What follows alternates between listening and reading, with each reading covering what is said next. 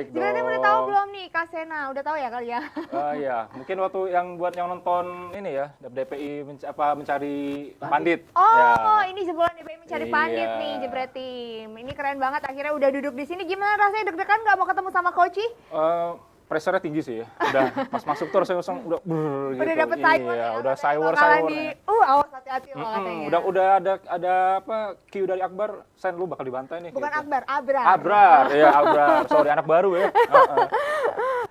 Ini tapi seru banget ya, kalau kita lihat juga banyak banget nih berita-berita yang menarik, Ya. termasuk Rudiger nih. Akhirnya, wah gabung juga nih ke Madrid nih Kak. Iya, ngincarnya Mbappe sama Haaland dapatnya Rudiger ya. Lumayan lah. Iya. Katanya gaji 3 kali lipat ya. Nah, lumayan, jadi supporting cast aja lah ya. Daripada di Chelsea capek-capek di Madrid, ongkong-ongkong dapat 3 kali lipat Iya, ya. itu dia. Di Madrid ya walaupun misalnya jadi substitution juga 3 kali lipat. Buat apa gitu ya? Iya, benar banget. Pilihan tepat banget dia udah pindah. Tapi kan Madrid kita tahu lah kaya banget nih timnya. Ya, Terus betul. tapi katanya juga Madrid mau beli kiper ya, kiper Ya. dari MLS ya. Apa tuh kan namanya? Oh, Major League Soccer dari Ya, Amerika Amerika, ya. ya, Amerika. Itu katanya kayak gitu mau beli juga. Iya, lumayan sih ya. Jadi cameo-nya Courtois lah ya. Jadi apa namanya, model komersil di Amerika, dapat ada kiper dari Amerika ya. Ujung-ujungnya paling ntar jadi teman latihan Courtois doang gitu. Iya, tapi selama Courtois ini sehat ya ringan banget lah pasti kerjaannya Ya ya. makanya tadi jadi cameo Iya. lagi. Lagi beli cameo ya. Oke, pokoknya ya kalau buat fans-fans Madrid, hala Madrid lah katanya pokoknya. Hala Kalau aku nggak mau Madrid. nyebut hala Madrid karena kemarin ngalahin Liverpool. Oh iya, 1-0 Tapi bahagia dia. pasti ya. Kok iya bahagia Iya, sebagai fans Manchester Fans United. sebelah Iya, banget sebagai ya, fans walaupun MU di gua lima besar aja nggak ada kan. bener banget. Nah, apalagi kita ngelihat MU sekarang hancur, ya lebih senang ngelihat tim yang jadi rival di final kalah. Ya lebih senang lagi sih sebenarnya. Ada sedikit apa ya, merasa bangga dan prestasi gitu. Nggak apa-apa. Kita udah dibully-bully, kita kalah, it's okay. Sekarang kita saatnya bully Liverpool yang kalah di final. Tapi gitu. Liverpool at least dapat runner up dong.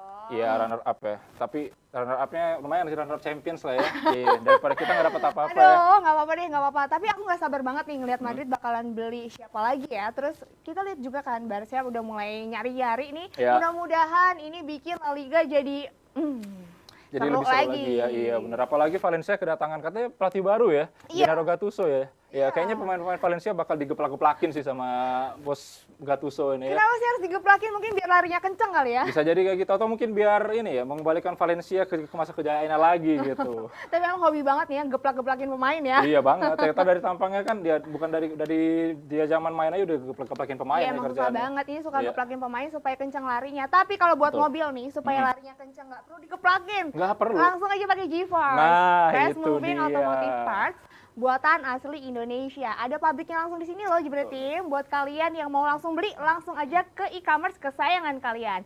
Dan buat kalau mau tanya-tanya atau ngeliat-ngeliat speknya seperti apa, langsung aja ke Instagram @geforce_id. Karena lagi banyak banget promo-promo yang menarik. Tapi Kak Sena, daripada kita ngobrol panjang lebar nih, udah nggak sabar Kak Sena mau ketemu sama coach kan? Iya, ya mau Kita dibantai langsung- sama coach ya, oke. Kita langsung aja yuk panggil pandit-pandit kita setelah yang satu ini.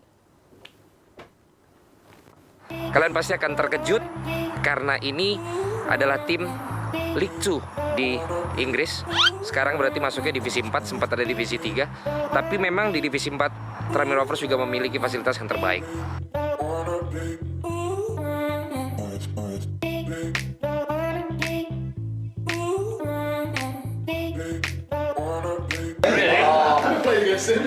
Well, when the cameras start rolling, I'm going to ask about this. How many games you played, Peter? 70. 870 games.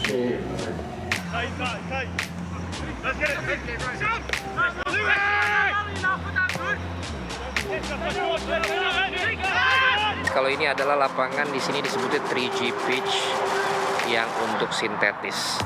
Ada satu lapangan besar dan bisa dibagi menjadi 3 lapangan kecil untuk game. Yes, Jebret Stadion UK, begitulah ya situasi para CEO, aduh itu panjang banget ya rentetannya. Iya, rentetannya panjang banget ya. Ya, pada ngecek-ngecek gimana fasilitas di Tranmere Rovers. Selengkapnya bisa kalian saksikan di Jebret Media TV pastinya. Coach, apa kabar?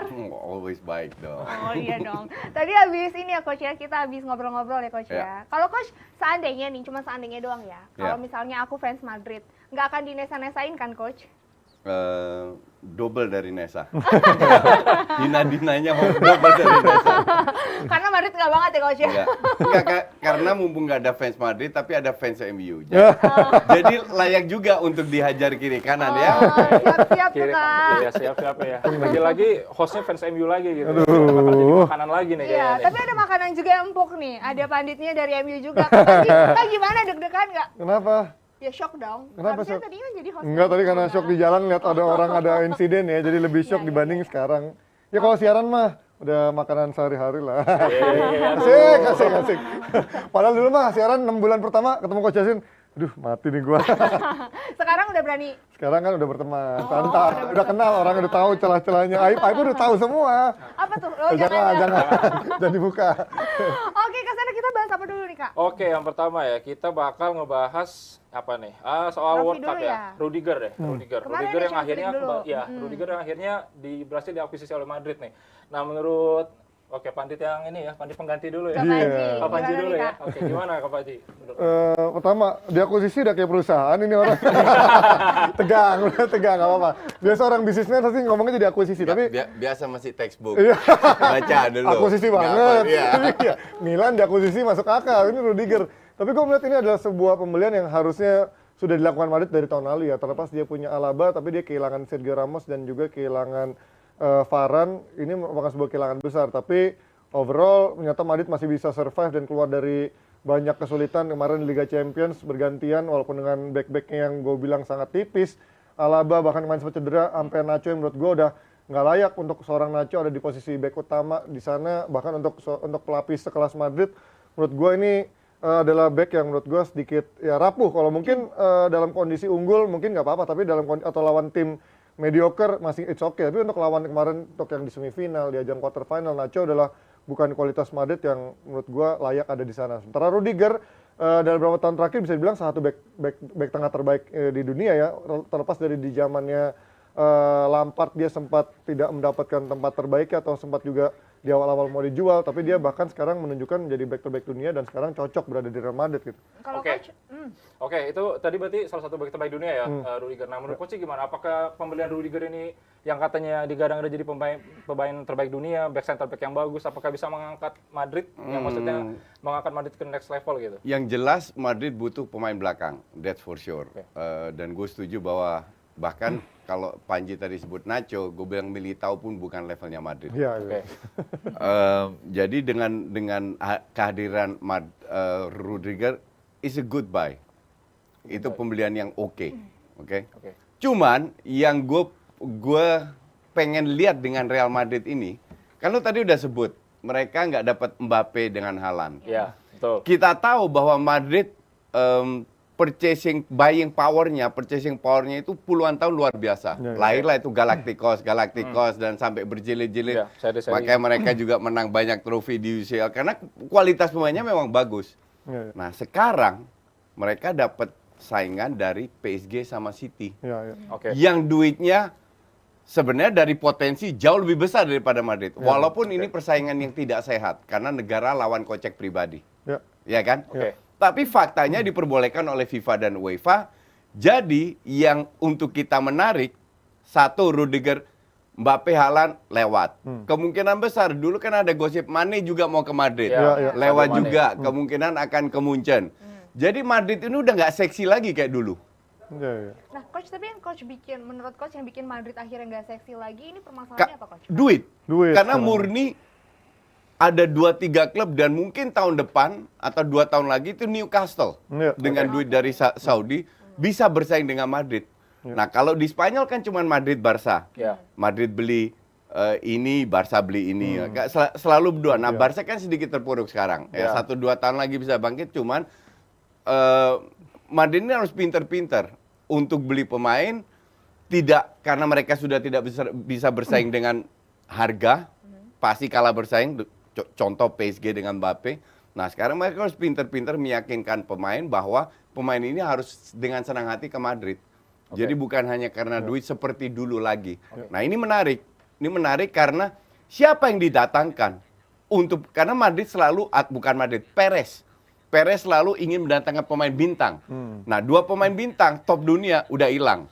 Ketiga Lewandowski kemungkinan ke Barca. Ya, Ya. lawannya Nah, terus yang mau menggantikan Mbappe dan hal ini siapa? Ini untuk kita menarik Nanti. mengikutin gerak-geriknya Madrid dari sisi pembelian pemain musim ini. Tapi gini, Coach. gue kalau- potong sedikit. Somehow terlepas dari, gue setuju sih dari sisi daya tarik seksinya mungkin Madrid sudah berkurang. Kita Ya. tahu dulu bagaimana dia selalu bergantian sama Barca, mencari rekor transfer dari eranya Figo, Zidane dan lain-lain. Tapi memang pasca Zidane atau Ancelotti beralih ke Zidane, memang manajemen Madrid pun juga mulai mempraktikkan policy transfer yang berbeda. Kita tahu dari sejak eranya Ronaldo dan juga Bale, hampir praktis tidak ada pemain yang dibeli dengan harga sangat tinggi selangit ya pasca Bale dan juga Hazard. Ronaldo. Hazard terakhir, itu cuma satu. Iya. Tapi kan dari 5 tahun terakhir mungkin hanya Hazard doang kan. Dari 2015-2016 mungkin hanya Hazard yang dibeli dengan harga yang nggak masuk akal.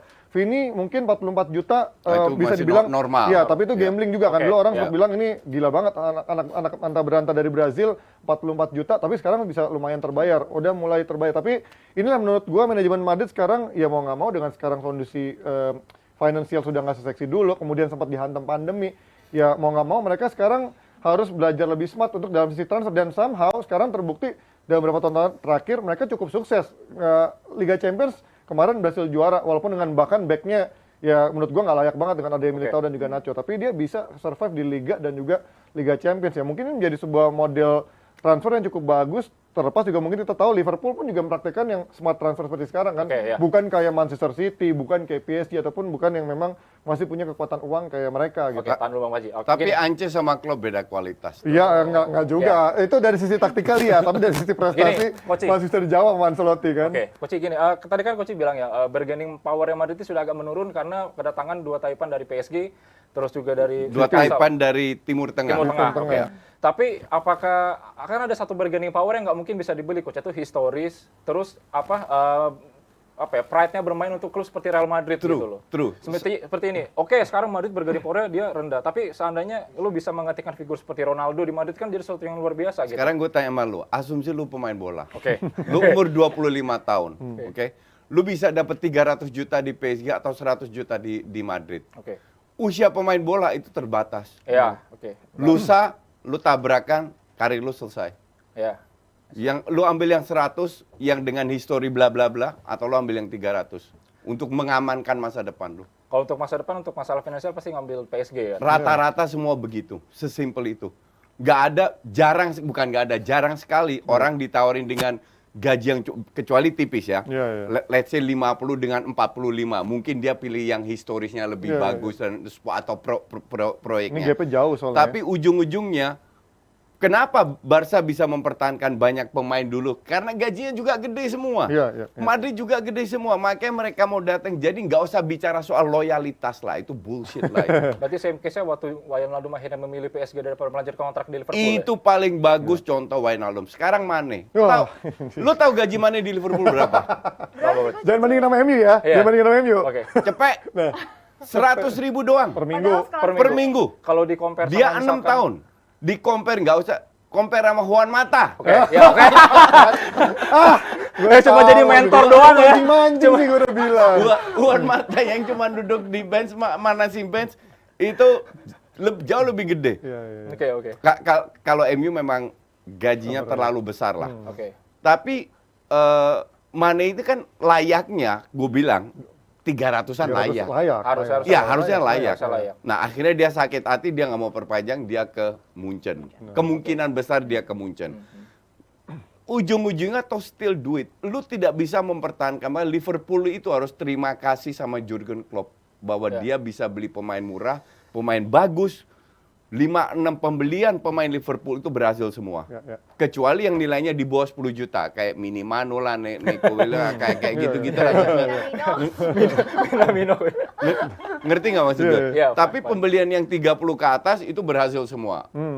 Nah, sekarang dunia sepak bola itu memang seperti itu. Dan Madrid harus sadar. It's all about business ya. Tapi kalau Panji bilang mereka punya manajemen berbeda, gue nggak setuju. Buktinya mereka incer Mbappe. Ya, 1-2 kan pada akhirnya dia punya transisi yang harus diganti betul. juga gitu kan. Mereka harus karena ada mereka regenerasi. Iya, kalau mereka bersaing hanya dengan duit, mereka kalah. Ya.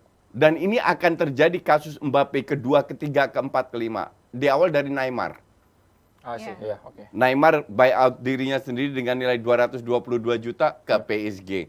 Sekarang Mbappe dikasih nilai I don't know what lah. Nah, gue setuju bahwa Madrid sekarang harus lebih pintar untuk pemilihan pemain. Cuman gue dengan Ancelotti untuk gue big question mark. Sama kasusnya kayak Chelsea. Fans Chelsea koar-koar karena mereka tahun lalu juara UCL.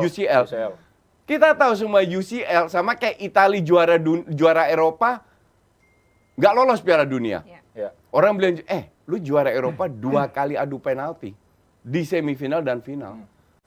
Chelsea, lu juara Champions League sekarang rank 3 ketinggalan berapa belas poin sama City. Artinya, lu juara UCL bukan berarti lu hebat. Lu juara Eropa bukan berarti lu hebat. Lu hebat pada saat itu lu faktor luck-nya gede.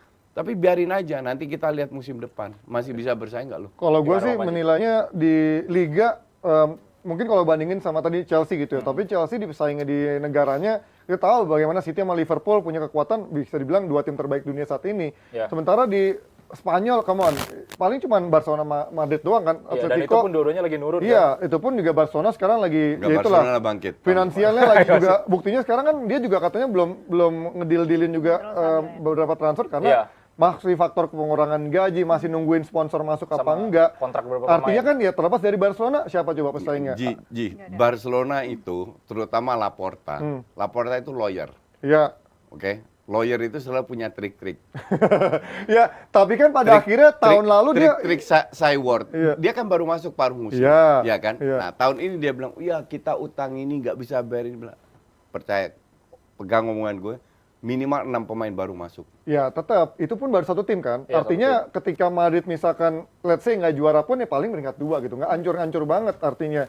Beda sama kayak mungkin di Premier League, mereka punya begitu banyak persaingan yang membuat tim yang tadinya begitu bagus bisa tiba-tiba peringkat 4, peringkat 5 gitu kan. Misalkan MU dibawa oleh itu, gue setuju. Itu benar-benar ada faktor luck-nya tinggi dan akhirnya ketika mereka bisa finish peringkat kedua, mereka nggak punya sistem, nggak punya filosofi, di musim berikutnya bisa hancur separah itu. Sementara gue nggak setuju kalau di La Liga bisa ada penurunan sedrastis itu. Kalau mungkin Liga Champions gue setuju, tapi kalau Liga gue masih menilai Madrid menjadi kalau Liga emang udah mau lihat Barcelona kurang terpuruk apa musim ini, tetap rank 2. Iya kan? Nggak, kalau itu gue gak lihat, cuma dalam arti tidak segampang musim ini. Dan apalagi Champions League is different case. Orang bilang Ancelotti hebat-hebat, dia menang 4 Champions League. Kalau dia hebat, dia kenapa nggak menang 20 Champions League? Ngerti nggak? Ya Guardiola juga berarti nggak hebat dong, nggak bisa menang Champions League sama sekali. Bukan, karena Champions League bukan parameter. Iya, untuk jadi hebat. Tapi kan itu prestasi yang menunjukkan pelatih. Itu prestasi, tapi prestasi dari seorang pelatih, lu lihat squadnya. Ya, lah kan lu bilang skuad Madrid nggak sebagus eranya Ronaldo pasti kan? Iya, tapi Madrid digendong oleh 2-3 pemain yang lagi luar biasa. Yang udah tua banget tapi betul, kan? tapi performanya luar biasa. Lu harus akui. Tapi ketika mereka nggak perform akan dibilang mereka udah lewat masa jaya. Itu kan ibaratnya ibarat 2 sisi mata uang gitu, Coach. Mereka tidak perform itu mungkin cuma 5-10% dari total pertandingan. Apalagi kemarin Courtois lagi gila-gilanya. Jadi faktor luck itu tetap besar. Nggak ada masalah juga. Ngerti nggak? Tapi I mean, jangan terlalu lebay. Oke, Coach. Sebelum ini ya, habis seksi dari Madrid ini, kita mau nanya. Tadi kan pembelian Rudiger ya, Coach ya? Nah, ngomongin 2 pertandingan persaingan ini, Barca dan Madrid lagi gitu. Apakah pembelian Rudiger ini menjadi sebuah pembelian yang tepat yang untuk menjadi persaingan musim depan gitu? Kita tahu Barca nggak bakal sit back dan diem aja dong. Barca kan udah perkembangan, terutama kita lihat bagaimana 10 pertandingan akhir musim di bawah Xavi sudah mulai terlihat polanya seperti apa. Nah, sedangkan Real Madrid apakah dengan pembelian Rudiger ini mampu gitu? Nggak cukup. Madrid beruntung pemain yang gendong mereka itu nyaris nggak pernah cedera. Iya. Mereka sekali cedera lawan Barca diobok-obok, Benzema nggak main. Benzema dan Modric. Iya. Jadi lagi beruntung aja pemain intinya bukan Benzema, Modric, Kroos, Casemiro, Courtois. Ngerti nggak? Oke. Tapi kalau 2 aja yang cedera, Modric sama Benzema cedera, gue mau lihat itu. Karena pelapisnya juga nggak bagus. Ya, ini. Ngerti nggak? Jadi Madrid tetap harus beli banyak pemain agar pelapisnya lebih bagus. Orang bilang, kenapa waktu gue bilang Liverpool is the best team of the year. Liverpool sampai detik akhir bersaing di 4 trofi lah bisa dibilang. 4 trofi. Madrid juara sudah 3 minggu sebelumnya. Copa Spanyol juga nggak menang, nggak jadi apa-apa. Jadi mereka cuma fokus kedua. Ya, tapi gue juga bisa meralat ini karena tahun lalu coach juga bilang soal kedalaman Liverpool yang kurang bagus. Coba kita bandingin sekarang. Kalau tahun ini misalkan Liverpool juga ditinggal banyak pemain, let's say Van Dijk. Terus juga Salah nggak ada di Mane, let's say 3 orang lah sama Alisson. Ya, boleh. Ya mati juga gitu Liverpool Betul. kan artinya. Jadi lu nggak bisa bilang dia juga tim terbaik dunia kalau emang timnya nggak squadnya nggak dalam Nggak, keadaan gua full. hanya justru karena ke dalam squad tidak dalam, Ya. mereka bisa meraih 4 trofi, Final, ya. empat Ya, final, itu prestasi yang luar biasa, Ya, iya ya. dong. Ya. Dan gue setuju Liverpool kedalaman squad nggak bagus. Liverpool pun wajib untuk beli banyak pemain. Apalagi sekarang nih, Mane nggak ada, Ya, Salah juga dan, belum tentu dan kelihatan menjelang 1-2 bulan ke final Ke dan final, ya. lain-lainnya, Habis. performanya menurun. Nah itu. Performanya menurun karena kedalaman squadnya nggak bagus. Nah berarti Madrid hebat dong coach. Justru 1-2 bulan ke depan dia bisa Karena di naik terus kan? karena di liga nyaris nggak ada Nah, iya kan. saingan. Jadi dia Iya. nggak secapek dan nggak Nah, berarti itu kan secapek. faktor juga memanage pemain dan juga dari faktor tim kebugarannya, Iya, tim medisnya betul. juga bagus Iya. banget berarti Madrid kan. Kalau manage kebugaran itu juga faktor luck ya. Iya. Kalau lu cedera kan bukan keinginan lu. Ya. Dan itu bisa terjadi. Iya. Nah, mereka beruntungnya pemain intinya terutama nggak ada yang cedera. Karena satu cedera aja langsung berantakan. Benzema cedera berantakan. Nah, inilah kenapa gue sebut Ancelotti ini miskin taktik. Oke, ya itu dia Jebretim ya. setuju Kita lihat gimana persaingan La Liga musim depan antara Barca Madrid lagi atau ada mungkin Sevilla atau Valencia tiba-tiba nyungsur. kita Valencia nggak tahu ya. Gattuso. Ya kali Valencia mau jadi pesaing. Pesaing geplak-geplakan. Enggak mungkin itu sih. Nah, kayak ini kan kita belum bahas ya tadi perebutan trofi yang bikin para pemain akhirnya aduh nggak istirahat ya. Iya, ini Nations League. Iya, trofi ada Nations penting nggak League. penting ya. Iya, kemarin Spanyol lawan Portugal nih. Ini apa seri kan coach? Nah, coach melihat ada progres atau yang terlihat terlalu berarti nggak sejak Euro kemarin Spanyol dan Portugal? Gue nonton match itu.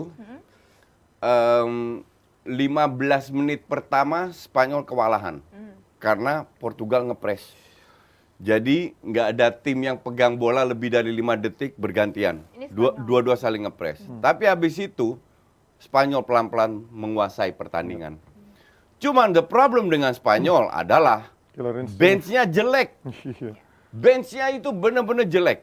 Spanyol kalau full tim ditambah Pedri dan Ansu punya peluang besar untuk jadi juara dunia.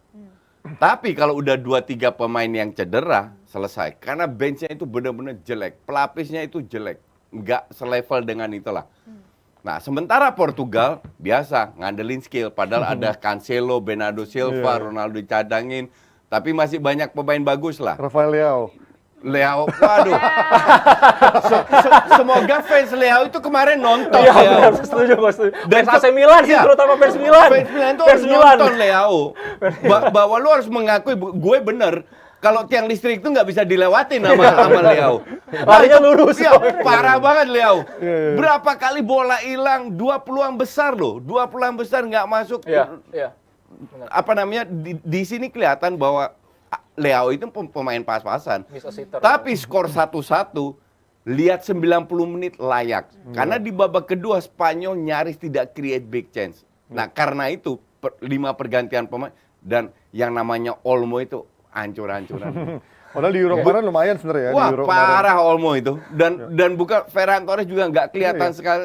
Ini nih. Tapi kembali lagi, kalau lu Pedri sama Ansu masuk, Iya. itu lain cerita. Oke. Tapi gue Gimana, melihat Panji? Spanyol sekarang terlepas ada let's say ada Pedri sama Ansu, tetap nggak punya pemain yang benar-benar punya killer instinct yang bisa diandalkan Ya, benar-benar betul. di kotak penalti gitu. Betul. Ferran Torres nanggung, Morata nanggung, siapa lagi? Sebut Betul. semua strikernya bahkan Gerard Moreno benar-benar ini menurut gue menjadi satu kekurangan Spanyol terlepas dia mungkin dari sisi permainan. Kemarin di Euro pun mainnya bagus gitu kan. Terus juga kemarin dari sisi lawan Portugal pun dari sisi permainan sebenarnya lebih berkembang dibandingkan Portugal yang lebih pragmatis, counter-counter doang Iya. dan mengandalkan skill yang menurut gue Tapi Euro juga kalahnya adu penalti. iya, kan? iya itu gua. Makanya Jadi dia kan banyak iya. justru kekurangan-kekurangan dari si killer instingnya. Kalau dulu kan That is true, gue setuju. Cuman kalau lu jadi Enrique, lu emang nggak punya Nggak ada striker, pilihan. Nah, nggak ada iya. pilihan. Nggak ada pilihan. Jadi lu harus membuat sistem ini biar lini keduanya bisa cetak gol, Iya. nggak tergantung oleh Morata dan masih ada Iya, iya. Rodrigo-nya Leeds itu iya, lebih iya, parah lagi. tuh. gitu. Nah, kalau Ngerti nggak? kalau Portugal menurut gua ini lebih parah karena dia dari era Piala Eropa dia jadi juara, kemudian kemarin Piala Dunia juga ya sedang-sedang aja karena strikernya juga udah dalam mengalami penurunan. Ronaldo udah bukan Ronaldo yang dulu. Andre Silva juga udah nggak setajam waktu di Eintracht Frankfurt. Sekarang udah kita tahu udah menurun juga. Sisanya di lini depan mereka juga benar-benar nggak ada yang punya. Jota pun juga bukanlah striker yang menurut gua bisa diandelin, benar-benar diandelin karena dia striker oportunis yang secara tim Dia belum harus jadi. disuplai kalau Jota. Belum jadi. Sementara di lini tengah Portugal ini kayak berantem sendiri. Bruno Iya, Fernandes, betul. kadang-kadang sama Bernardo Silva kayak nggak ngeblend juga, terlepas dari banyaknya pemain bintang di sana. Inilah mungkin salah satu kekurangan permainan di bawah Fernando Santos yang benar-benar ngandelin skill. Kalau Iya. mereka nggak benar bisa main pragmatis, solid dan punya counter yang bisa mematikan, ya ini juga jadi PR buat mereka. Makanya nggak heran di 2 edisi kemarin ya benar-benar stagnan aja dari sisi prestasi mereka. Ya ini susah juga ya berarti mereka untuk ngadapin World Cup tahun ini, Coach. Ini apalagi kalau Spanyol ya, Spanyol satu grup sama Jerman sama Jepang, Coach. Ya, enggak. Gue udah bilang ya, semua tim di dunia Nggak ada yang itu menurun performanya dibanding 8 tahun yang lalu, dibanding 4 tahun yang lalu. Itu semua menurun. Jadi semua tim itu punya kekurangan. You name it lah. Belgia dengan generasi emasnya nggak dapat apa-apa, sekarang udah tua semua. Ya, betul. Itali kagak ikut. Iya. Perancis kurang bintang apa, 2 tahun lalu di Piala Dunia pun kelihatan bahwa ini juga terlalu ngandelin skill, nggak berhasil juga. Spanyol nggak punya striker yang itu. Jerman lagi bangun tim baru. Belanda tim mediocre, bisa mengejutkan, bisa kalah lawan tim cupu juga. Jadi Brasil yang generasinya juga udah drop, masih ngandelin skill. Kalau Argentina yang kemarin Argentina kemarin gue lumayan nonton, bagus. mainnya keren. Cuman ini tim digendong sama Messi sama Di Maria. Iya. Dan kita tahu umur mereka berapa kan? Ya, sudah umur 34 plus 34, 68. Udah panti jompo itu. Apaan hitung-hitungan dijumlahin begitu. berarti anak-anak muda kita dikirim kakek-kakek semua. Ngerti nggak maksud gue? Iya, Dalam paham, arti, Coach. kalau Messi cedera atau Di Maria cedera, belum tentu bisa main kayak gitu. Iya, Tapi iya, kemarin Messi itu kerjanya gila. Turun ke bawah, ke Iya, kiri, iya. ke kanan. Nggak pernah gol dia di PSG main kayak gitu. Bahkan di Barca pun nggak. Benar-benar jadi pelayannya Ya, dia di sana. jadi benar-benar luar biasa. Nah, kembali lagi, satu tim ini terlalu tergantung oleh 1, 2, 3 pemain. Sehingga gue bilang, tidak ada satu tim yang benar-benar dominan. Ini Iya, artinya bakal bisa aja terjadi ada kejutan. Artinya nanti ada kejutan. di World Cup. Belanda jadi juara. Ah, jangan itu, Waduh. itu juga lebih nggak mungkin. Qatar yang juara. Lebih meyakinkan itu ya. Peluang kecil, gue setuju. Tapi selama ada peluang, we have hope. Iya. Kalau gue masih tetap menjagokan Tapi Perancis nggak apa-apa sih. deh, aku walaupun dukung Jerman, aku dukung Coach Justin juga. Apa Ayo itu? Coach, kita ketemu di final ya Apa Coach. kamu dukung apa sih? Negara? Aku negara Jerman. Oh Jerman, ayo Jerman sama Belanda. Tapi nggak apa-apa, Coach Belanda sama kayak mama aku. Seumuran ya Coach Justin Iya, sama kan Mama. tadi gini Kak. Kan kita masih tadi sempat juga ngomongin Spanyol ya Kak. Kemarin Iya. juga ada nih yang ngegolin Kak. Alvaro Morata. Alvaro Morata, ya Alvaro Morata kemarin golin ya. Gimana nih nasibnya ke Nasibnya, Juventus ya? Ya ini ya striker yang menurut gue terlalu overpriced juga di zaman dulunya. Sekarang otomatis membuat tim-tim pun juga ragu kalau mau beli dia karena dari efek dari beberapa tahun lalu dia begitu sempat dibeli Chelsea dengan 60 juta. Kemudian gajinya juga cukup gede, walaupun sekarang sempat turun ke Atletico Madrid cuma 30-an juta. Artinya itu pun dia dari pinjaman ke Juventus yang kalau kata Coach Justin liga aki-aki gitu ya. Iya. Dia cuma bisa cetak 9 gol. Kemudian overall di semua kompetisi cuma cetak 12 gol. Apakah ini yang diharapkan dari seorang striker nomor 9 yang memang bisa menjadi andalan timnya? Ini yang menurut gua Morata untuk jadi super sub oke. Untuk menjadi pemain yang bisa bekerja keras memberikan supply untuk teman-temannya oke. Tapi kalau untuk menjadi striker utama buat tim besar, ini yang menjadi big no buat gua. Yang menurut gua masa depan dia makin suram kalau pindah ke tim besar. Nggak, tapi Juve kan punya Vlahovic. Ya. Jadi eventually gue setuju bahwa Morata ini sebenarnya ya pemain biasa aja. Iya. Biasa banget. Tapi selama dia bekerja keras, dia punya kontribusi. Kalau dia bisa bekerja untuk Vlahovic, Iya. bisa sukses. Cuman selama pelatihnya alergi, ya susah juga. Tapi kan ini masalahnya kan dia dipinjemin 2 tahun Iya. kan. Nah, Iya. ini apa iya Juventus mau permanenkan dia dengan harga yang memang diminta Atletico, yang biasanya Atletico minta harga juga nggak main-main gitu, sama kayak Tottenham sama Levinya lah. Cukup alot. Kalau emang minta harganya sama harga kayak dibeli 30 juta, apa mau Juventus keluar 30 juta untuk Morata yang cuma bisa cetak 9 gol, 12 gol semua kompetisi yang memang ya cuma buat jadi pelapisnya buat Vlahovic doang kan ke Tapi depannya kasihan berarti. juga ya katanya Atletico Madrid juga masih belum mau kan untuk Iya. menerima dia lagi. Ya karena ya Jadi nggak jelas nasib ke depan. kan dengan game main sekarang kan ada Joao Felix, kemudian ada Griezmann, ada si Korea. Memang game mainnya sedikit berbeda Morata dan dari si kecepatan kalah sama Griezmann sama pesaing-pesaing lainnya. Kemudian dari sisi gol 11-12. Artinya nggak ada nilai plus yang bisa ditawarkan Morata, hanya paling tinggi badan yang lebih daripada striker yang dimiliki Atletico sekarang. Oke, nah itu berarti kansnya Morata musim depan itu agak sangat sempit ya buat bisa bermain di Juventus. Apalagi Juventus katanya mau datengin Pogba ya. Pogba is back gitu. Sebenarnya kalau ngeliat dari komposisi sekarang masih mungkin lah, kan dia dipinjam 2 tahun gitu ya, masih mungkin bertahan selama Atletico juga nggak narik dia kembali kan. Artinya hanya jika Juve tetap mau bayarin gaji yang diminta sekarang dan juga tidak ada pemaksaan untuk permanen, tetap ada layak lah untuk jadi pelapisnya siapa? Vlahovic. Karena tandemnya pesaingan cuma siapa? Moiskin doang kan sama sekarang Dybala juga cabut. Artinya benar-benar nggak punya stok yang mumpuni untuk bersaing secara Ya lu ketat. nggak tahu apakah mereka beli pemain lagi. Iya, kan? belum kelihatan kan siapa Iya. yang akan Tapi dibeli. Coach lihat Juve cocok nggak buat Pogba? Iya, coach. Pogba. Balik lagi. Jangan Pogba. Lord Smalling aja cocok di situ. Ngerti nggak? Jadi banyak pemain afkiran dari IPL itu sukses di Liga Aki-Aki ini. Apalagi Pogba. Jadi dan gue bilang kalau Juve berhasil guide Pogba itu sebuah plus poin yang besar untuk Juve.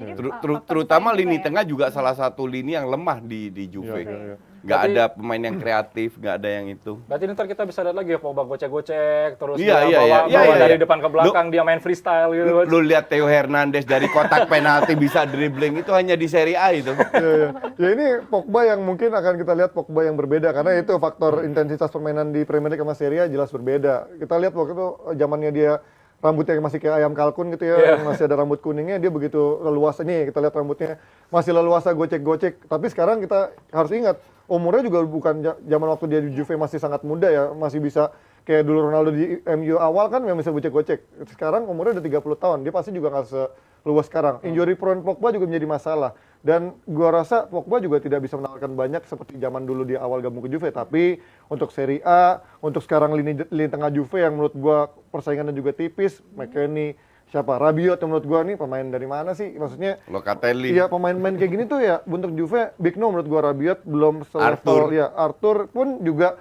justru yang paling punya kualitas kreativitas di sana justru jarang kepake buat Juventus, apalagi Pogba. Walaupun Pogba dari sisi physical atributnya masih lebih mending dibanding gelandang-gelandang yang dimiliki Juventus sekarang. Nah, tapi dengan datangnya Pogba ini bukannya bakal sedikit menghancurkan keharmonisan dressing room Juventus ya? Enggak. Kita tahu sendiri Kenapa? Pogba itu kan dia suka pamer, suka show off segala macam. Dia merasa kebintangan dia tinggi, sedangkan di Juventus sekarang kan nggak ada yang benar-benar kayak bintang yang Itu Attitude-nya. tugas pelatih. Ya. Itu tugas pelatih untuk mengerem bahwa memang lu mantan pemain pelatih mantan pemain Juve, tapi lu harus bisa adaptasi karena ini mayoritas pemain baru yang lu belum kenal. Budaya tetap sama, tapi itu kalau gue bilang hal kayak gitu itu tugas pelatih. Kalau dia memang nggak bisa adaptasi ya ada kemungkinan besar dia di kick juga.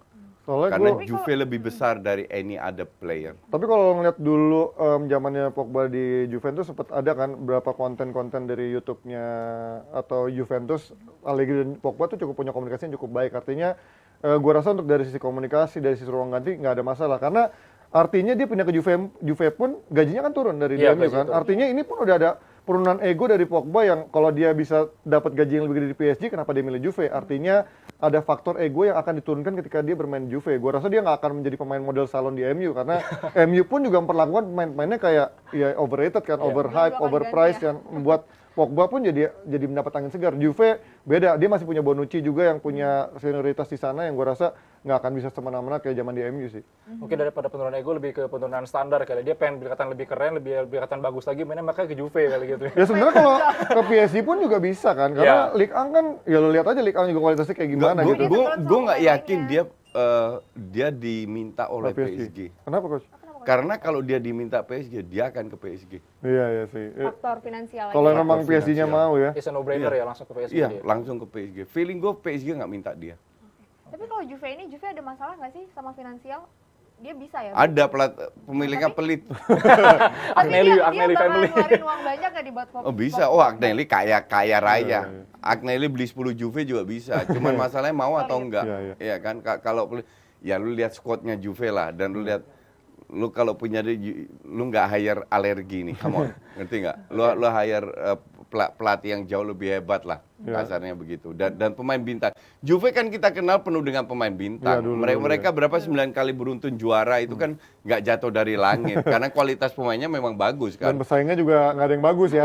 Iya. 9 tahun terakhir kan kita tahu juga Inter Milan sempat ancur-ancuran finansialnya dulu dari zaman treble sampai akhirnya dia harus jual-jualin pemain bintangnya itu kan faktor finansial. Milan sempat ditipu pemilik dari Cina, Yong Hongling dan kawan-kawan, akhirnya dapat Elliot dan sekarang udah akuisisi sama perusahaan jual Amerika lagi. yang juga akhirnya membuat Milan mungkin bisa kembali ke habitatnya membeli pemain-pemain baru. Juventus pun gua rasa bukannya pelit juga ya, karena kemarin sempat pandemi juga kan, artinya dia harus menghitung-hitung kembali kalkulasi Agnelli uang. itu duit Iya, Coach. pribadinya gede. Tapi kan ada FFP juga, artinya ketika dia beli dia tetap harus mikirin income-nya. Mungkin 2 tahun terakhir dia harus menstabilkan dulu keuangannya setelah 2 tahun kemarin benar-benar berat buat Juventus gitu.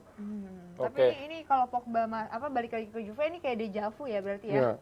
2012 ya waktu itu ya? Ya, ini yang bego MU sebenarnya kan. Lepas secara gratis. Belinya mahal lagi.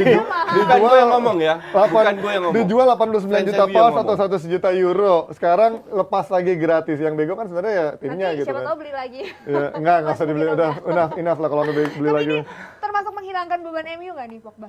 Jelas menurut gua dari sisi gaji iya. Dia pasti Dari sisi gua bisa menilai Pogba bukan adalah pembelian yang sukses buat MU ya, terlepas dia dapetin trofi minor ya kayak Europa League, terus Piala Carabao dan juga Piala FA ya. Piala FA ya. Kemudian Carabao menurut gua pencapaian dia nggak begitu menunjukkan dia adalah pemain bintang di sana. Terlepas mungkin dia sesekali memberikan kontribusi yang besar, tapi pemain bintang yang punya kontribusi besar atau konsistensi itu menurut gue tidak ada di Pogba selama di MU. Dari si konsistensi ya. Oke. Betul. Oke ya, itu aja berarti ya soal Pogba. Kita lihat nih Pogba nih bakal jadi bintang lagi di Serie A atau menaikkan martabat Juve lagi, kita nggak tahu. Kita lihat lagi musim depan ya. Komen di bawah, siapa tahu ada buat kalian merasa Pogba bakal jadi salah satu pemain yang mengangkat Serie A. Oke, kita bakalan lihat nantinya ya. Oke. Tapi ini kan Pogba udah keluar. Ya. Lingard udah keluar. Terus siapa lagi Kak? Ada Mata ya? Mata, Banyak. ya, Mata, Matic. itu dia. Tapi yang sudah. dipertahankan ada Diego Dalot. Nah, kalau menurut coach ini opsi tepat nggak mempertahankan dia? Tapi kayaknya emang kemarin sempat Siapa yang bilang dipertahankan? Belum. belum tentu Media isunya ya. media. Gitu. Media Tapi isunya kalau seandainya sampai dia dipertahankan, coach lebih milih dia atau Wan Bisaka? Kalau untuk dipertahankan. Ini kayaknya Tadi kemarin masih udah bilang sih. kayaknya ngasih pilihan yang berat. Susah ya. Gue bilang sih dua-dua dijual ya. Atau salah satu dijual, karena kalau Timber masuk, siapapun kalau mereka nggak dijual, mereka kan jadi cadangan. Ya. Jadi kemungkinan besar sih AWB yang dijual. ya masih Jadi, punya nilai ya. jual lebih tinggi dibanding Dalot, Dalot ya. Dalot sebagai Dalot juga bukan level MU. Iya. Kalau seandainya nggak dijual pun bisa jadi pelapis. Tapi kemungkinan besar Timber datang dan dia akan jadi bek kanan. Ya ini kalau melihat tapi update terakhir sih Timbernya juga masih nimbang-nimbang ya, karena MU juga cuma bermain di Europa League, terlepas ada Ten Hag dan juga dia nggak pengen proses adaptasinya karena ada Piala Dunia kan nanti, ketika nanti adaptasinya nggak berjalan dengan bagus, kemudian juga misal ada pressure juga besar dari MU, ini bisa menghilangkan kans dia untuk bisa bermain di Piala Dunia nanti bersama timnasnya. Tapi menurut gua ya ini dengan harga juga bener kan coach, di media tuh yang isu yang beredar 35 sampai 40 juta pounds. Menurut gua dengan harga segitu ya gambling juga untuk MU dapetin Timber 40 juta karena ini bukan harga yang murah lagi untuk 40 juta dengan budget MU yang cuma 120, terlepas dari jual pemain juga tambahan paling total 200 juta. Gue ya. bilang sih nggak segitu. Paling ntar dinego-nego 25-30. Jadi Ten Hag itu sekarang he's smart ya. Jadi dia nggak keluarkan gosip-gosip ke media. Iya betul. Ya keep silent sampai Ya akhirnya keep silent dan gue yakin 25-30 dapat nggak sampai 40. Kemarin kebetulan gue nggak ada kerjaan, lihat interviewnya Ten Hag. Ya. Oke. Pertama dan dari situ gue ambil kesimpulan dia itu sangat diplomatis. Dia bilang, have you talk to Ronaldo Maguire? Enggak. I will talk to Ronaldo then I talk to you. Ngomong ke wartawan gitu. Terus dan yang lucu persis apa yang gue bilang soal Rangnick yang gue sebut di media Belanda, terus lu tanya emang itu semua full compliment. Di situ juga disebut. Ditanya have you talk to Rangnick? I talk to many people. Dia bilang gitu, I talk to many people and about Rangnick it's on the club. Terserah klubnya. Dan itu persis yang dia bilang di media Belanda, memang dia nggak mau Rangnick. Tapi intinya adalah Ten Hag tahu apa yang dia mau. Ada wartawan Belanda kebetulan. Dia tanya, Apakah lu udah bicara dengan Van Gaal dan Daley Blind? Karena ada yang bilang, Van Gaal bilang bahwa MU itu commercial club. Ya. You should Iya, go to real club. Ujungnya bilang, ya gue bicara dengan banyak orang, semua gue tampung, tapi gue akan ambil keputusan sendiri. Asik. Dia bilang begitu. Nah, artinya kembali ke pertanyaannya Intan tadi, feeling gue akan banyak pemain dijual dan gue tidak percaya 120 itu. Itu hanya Bisa lebih media. Karena gue juga baca interview dengan Avram Glazer, dia bilang gue akan dukung sepenuhnya. Ya. Tanpa sebut angka. Jadi gue rasa Glazer nggak tolol amat. 120 untuk beli 8 pemain, nggak make sense. Ngerti nggak? Ya. Karena yang keluar itu 5 kan gratis. Ya, 5 Iya, kali. iya. Ya kan? Ya. Dan kalau lu jual 2-3 selevel AWB, Bailey, paling 15-20. Iya. Iya kan? Jadi lu nggak akan dapat banyak duit. Gue tidak percaya bahwa MU hanya dikasih 120. Feeling gue minimal 200 plus tambah-tambahan 250 beli 6 pemain. Dan feeling gue, De Jong ke MU. MU. Nah ini faktor target transfer MU juga sebenarnya yang diincar siapa aja gitu kan. Kalau kita tahu Timber oke lah 40 ke bawah gitu. Tapi kalau De Jong yang diincar terus let's say striker lain. Anthony gua nggak tahu, mungkin 40 juga 50 juga Iya. harga segitu. Kalau striker segitu oke. Iya. Kalau untuk Iya. Timber feeling gue Tapi enggak. kalau untuk beli De Jong yang katanya benar sampai 80 juta, ini 85. akan menghilangkan banyak kuota untuk transfer untuk pemain-pemain lain kan ketika memang De Jong diambil. Artinya tergantung bagaimana Ten Hag mau memaksakan pemain-pemain bintang yang memang diincar atau justru kayak waktu di Ajax dia justru membeli pemain-pemain yang memang dengan harga murah belum ada begitu nama justru dia poles ke depannya karena banyak pemain-pemain di Belanda yang di gelandangnya kemudian di Ligue 1 pun gelandang-gelandang yang sebenarnya belum terlalu harganya besar dan juga namanya besar bisa dia poles lagi dibanding maksain De Jong yang mungkin setengah hati juga main di UCL kagak gitu ya harganya juga mahal banget. Apa iya dia bisa se-happy itu langsung gabung sama MU walaupun dia ketemu Ten Hag di sana. Oke, ngomong-ngomong tadi kan soal transfer ya, ada lagi satu pemain yang gosip transfernya dia masih dia baru tinggal Juventus dan belum tahu mau kemana nih. Katanya galau ke Inter tuh, Paulo Dybala. Gimana nih coach menurut coach? Dybala feeling gue nggak ke Inter ya, karena dia sudah lama di Juve, dia punya ikatan emosional dengan Juve dan fans Juve, Iya. dan kita tahu bahwa Inter adalah musuh bebuyutan Juve. Jadi sama kayak lu dari Pogba, MU nggak bakalan ke City atau Liverpool. Tapi biasanya ini coach ya, bukannya lumrah di Italia ketika ada pemain bintang ke tim rivalnya kayak Milan, Inter yang atau Roma atau Sebenarnya tergantung pemainnya. Kalau lu lihat Calhanoglu baru berapa lama sih di belum Milan? lama. Kalau Dybala kan udah lama banget. 4 musim kan lumayan lama coach. Ya mungkin dari 4 musim dia tidak punya ikatan emosional dengan fansnya ya. Oke. Tapi kalau Dybala jelas-jelas Kapten sampai lah. dia nangis dan segala. Feeling gue dia karena kalau Dybala nggak ke Inter masih banyak klub yang mau dia di dalam dan luar negeri. Oh, tapi sama case-nya kayak Pirlo juga yang coach yang udah punya ikatan emosional dengan AC Milan tapi ujung-ujungnya pindah juga ke Juventus gitu. AC Milan sama Juve kan nggak terlalu rival sebenarnya kalau di Italia. Yang rival itu kan Inter sama Juve atau Milan sama Juve. Milan sama Inter maksud gua. Iya, jadi rival itu penting dan kalau gue bilang Dybala banyak pilihan, dia tinggal milih kok kalau Dybala. Jadi nggak harus ke Inter. Feeling gue sih dia nggak ke Inter. Gua yang terakhir gue baca sih emang Dybala dari sisi keinginannya lebih prefer untuk stay di Italia. Tapi kita tahu di Italia kan berarti pilihannya nggak banyak kan. Iya. Milan menurut gua sejauh ini masih jauh dari isu transfer. Nggak mungkin yang isunya katanya Roma dengan Jose Mourinho mau itu lebih parah lagi sih kalau Dybala akhirnya ke Roma juara ya. Conference League itu kan. Menurut gue ya kalau bersama Inter masuk akal karena ada kedekatan Argentina, kemudian Zanetti pun juga katanya sudah lobby-lobby, Marotta pun juga katanya sudah melobi, walaupun sekarang ada bola panasnya juga ada di Lukaku nih. Lukaku kan katanya lagi nego-nego lagi untuk nurunin gaji, nurunin harganya, mau apa enggak dengan status pinjaman ke Inter. Tapi Chelsea mau nggak ngelepas Lukaku dengan pinjaman dan juga ya itu berarti mereka akan boncos besar kan. Justru peluang Lukaku ke Inter lebih besar daripada Dybala ke Ini bola panasnya di Lukaku sebenarnya. Dybala itu kalau seandainya ke Inggris ya, itu banyak tim yang bisa pakai dia. Termasuk MU, Arsenal, bahkan Chelsea. Itu bisa banget pakai Dybala. Mau ke PSG. Iya, Bahkan Barca pun juga sempat ada gosipnya incar dia kan. Tottenham tuh mau katanya. Atau Spurs. Karena Conte lagi gila-gilaan lagi pengen oke. beli Enggak, banget. kalau Spurs Abrar pun diincar. Iya kemarin Spurs juga dapetnya Perisic ya, Ivan Perisic. Iya. Gitu. Kalau bisa ditikung. Iya ditikung juga gitu. Enggak, kalau Perisic nggak ada yang nikung. Biar untuk ayam sayur aja. Murah ya. Jadi untuk gue sih Feeling gue sih dia nggak ke Dybala, lebih ke Lukaku ke Inter daripada Dybala ke Inter. Tapi kalau efektif, lebih efektif yang mana coach? Tetap Efektif Lukaku. apa?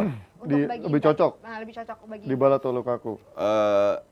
Lukaku. tetap Lukaku. Karena Lukaku sudah membuktikan dia bisa menjadi duet dengan Lautaro Martinez sudah klop banget. Dan pemain tengah belakang nyaris tidak berubah. Hakimi pun bisa digantikan sama Dumfries. Dan Calhanoglu pun gak gantiin perannya Eriksen. Jadi gue bilang kalau Lukaku ke Inter, ya praktis tim yang pada saat mereka juara. Ya, Gitu. kalau gue sih agak say no to mantan biasanya ya, karena ya ini Lukaku kan udah meninggalkan Inter dengan faktor ya pengen mencari tantangan lebih, dengan faktor uang yang juga lebih. Artinya ketika dia sekarang drop abis-abisan kok malah mau balik ke Inter. Iya, gue plus minusnya adalah mungkin dia udah mengenal Serie A dan dia juga dia menerima mantan balik ya. dia udah kenal Serie A, udah cocok banget partnershipnya dengan Lautaro. Tapi apakah iya dia bisa langsung bisa senyetel itu sama Inzaghi, karena dia bisa on fire di Inter karena Conte yang benar-benar pengen banget dia datang. Kemudian Conte begitu memberikan kepercayaan besar, memberikan ibaratnya ini pemain benar-benar dilus-elus untuk menjadi striker andalan. Ya apakah iya Inzaghi akan memberikan treatment yang sama dengan Conte? Menurut gue itu bisa jadi faktor bumerang juga nanti ketika dia justru maksain Lukaku yang gajinya juga gede. Gue lebih prefer Dybala sih kalau melihat dari sisi permainan yang sekarang Inzaghi yang lebih fluid dibandingkan eranya Conte yang secara lebih template banget cara mainnya dibandingkan eranya Conte. Oke, itu dia bahasan kita hari ini Anta dah. Oke, Cukup itu situ aja. Kita cukup Nggak situ kerasa, aja. Coach. Buat Jebretin mungkin nanya-nanya kenapa Bel nggak disebut-sebut ya, kenapa nggak dibahas maksudnya. Terus nggak ada Isco juga. Terus tadi Perisic cuman sedikit doang karena ya dikuasain oleh yang merah ya coach ya. Yeah. Kata coach nggak perlu lah North London is red. Biru. White belong in the oven. London biru tuh Chelsea. Thank you Kak Panji, thank you coach. Thank you. Thank you Sana. Jebretin Thank you, udah Jebretin. nonton. Sampai ketemu lagi hari ini, hari apa sih, Jumat ya? Sampai ketemu lagi. Dah. Dah, bye. Happy weekend.